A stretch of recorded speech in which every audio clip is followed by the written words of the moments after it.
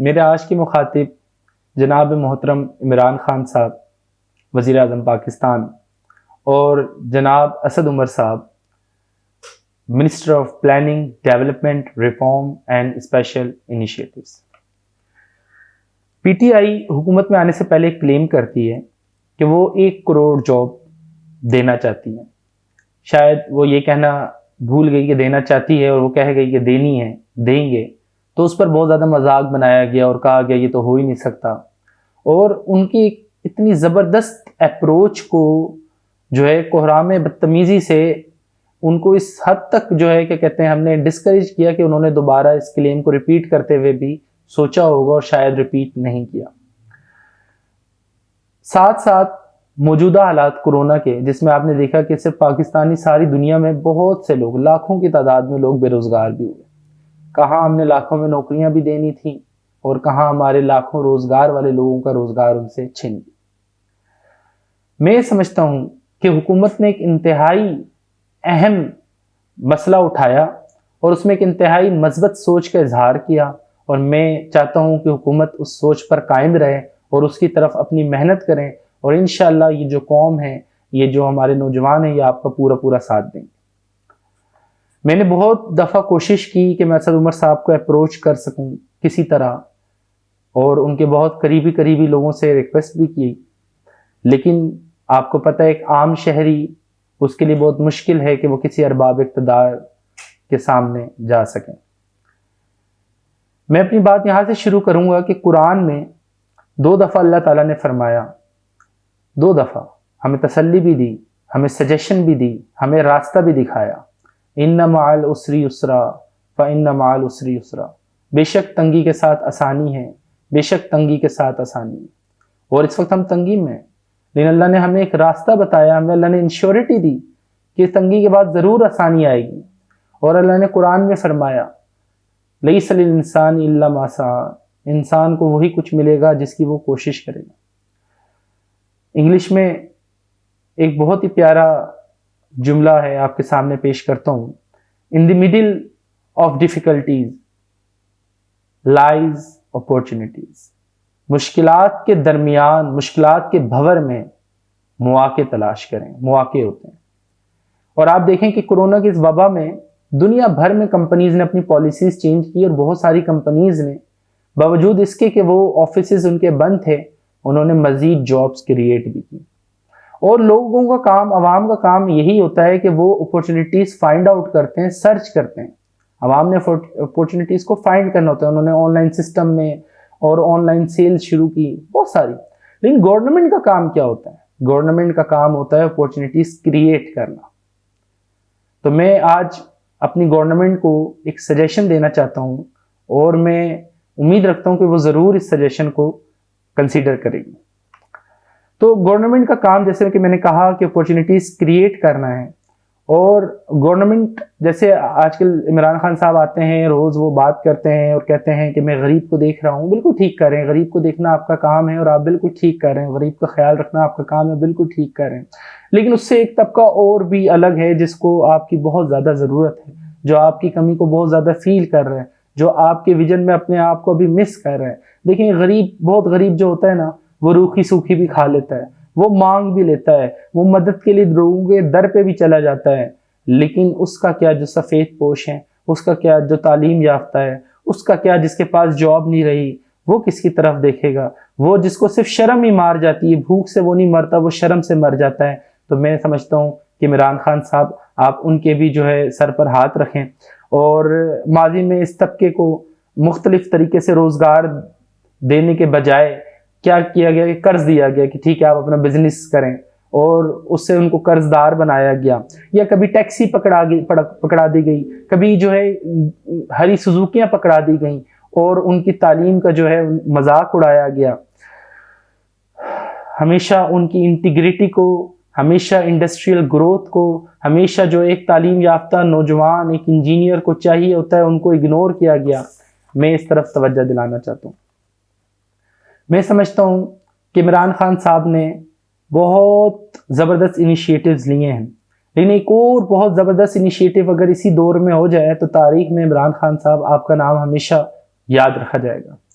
میں آپ کی توجہ دلانا چاہتا ہوں اس طرف کہ ہمارے ملک میں اس وقت منسٹری آف ہیلتھ موجود ہیں، ہمارے ملک میں اس وقت منسٹری آف انوائرمنٹ موجود ہیں، اور آپ نے انوائرمنٹ میں بہت سارے درخت، اربوں کی تعداد میں درخت بھی لگائے ہیں جس کو ہم اپریشیٹ کرتے ہیں، لیکن کیا آپ اس چیز کی کمی محسوس نہیں کرتے کہ ہمارے ملک میں کوئی بھی منسٹری آف سیفٹی موجود نہیں؟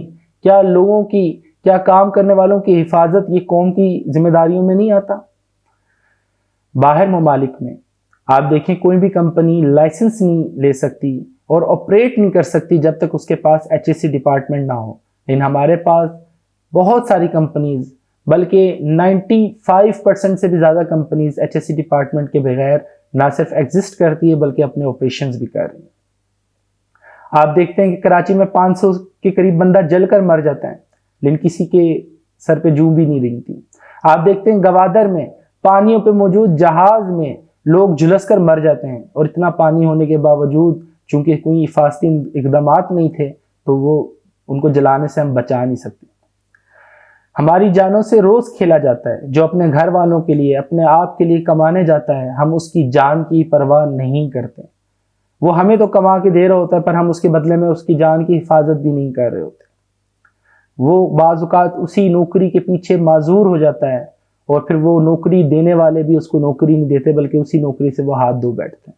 وہ یہ بھی نہیں سوچتے کہ وہ معذور ہونے یہاں نہیں آیا تھا، اس کی معذوری میں کس کا قصور ہے، اس کی موت میں کس کا قصور ہے، اس کی معذوری کے بعد اس کو کون روزگار دے گا۔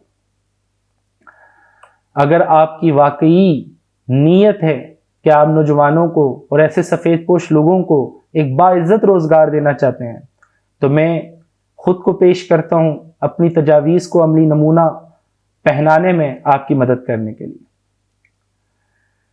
میں اپنا پورا پروپوزل بہت شارٹ انداز میں آپ کے سامنے رکھوں گا۔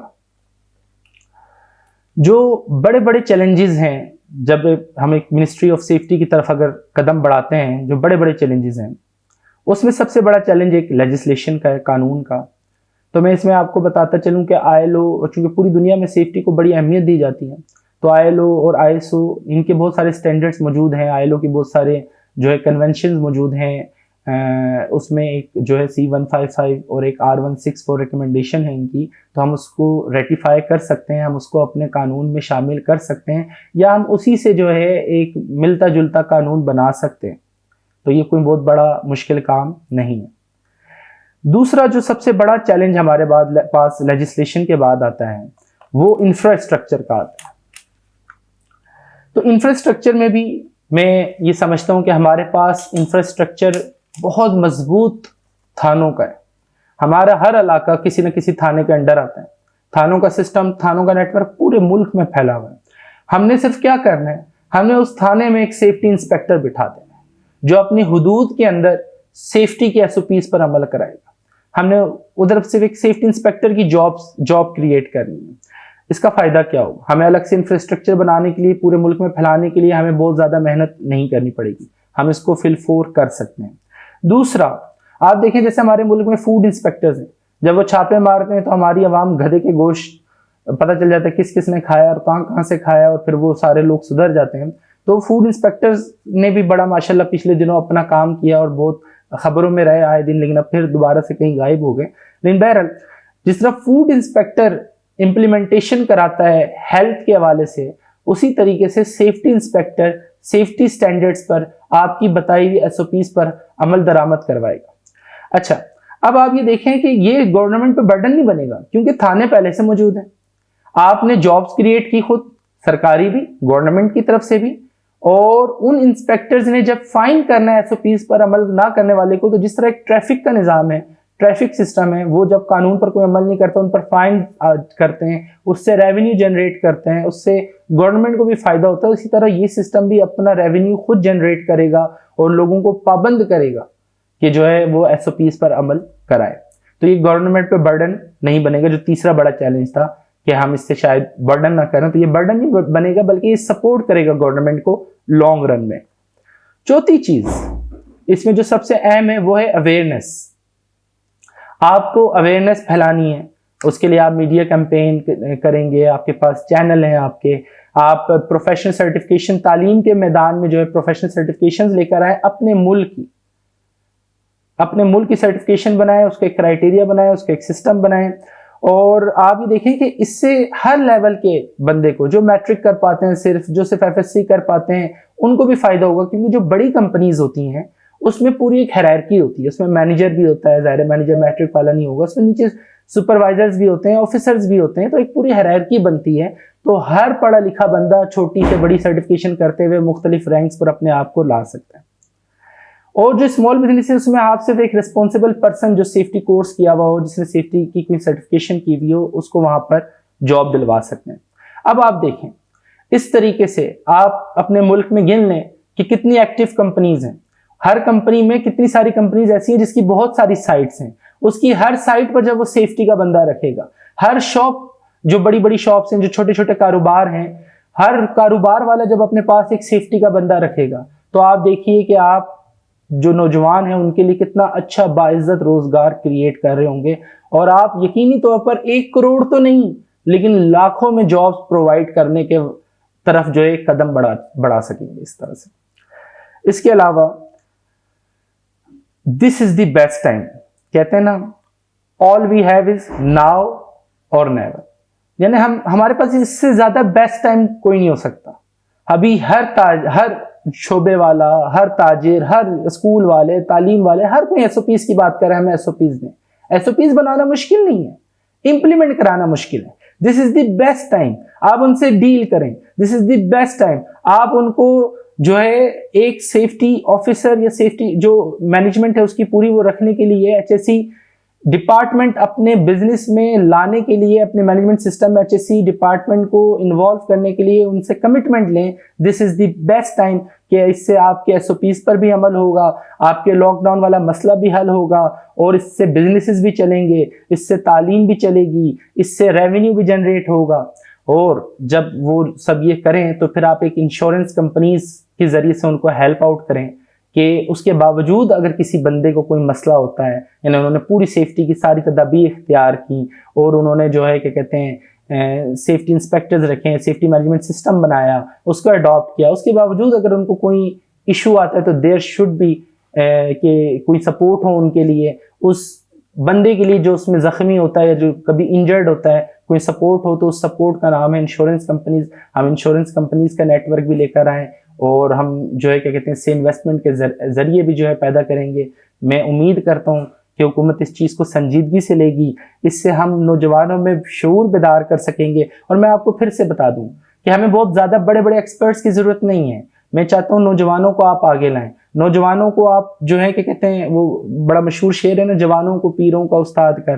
نوجوانوں سے عملی نمونے پہ آپ جو ہے عمل کروائیں، عملی نمونہ ان کا پیش کروائیں، اور انشاءاللہ آپ دیکھیں گے کہ آپ کو یہ نوجوان کبھی بھی مایوس نہیں کریں گے.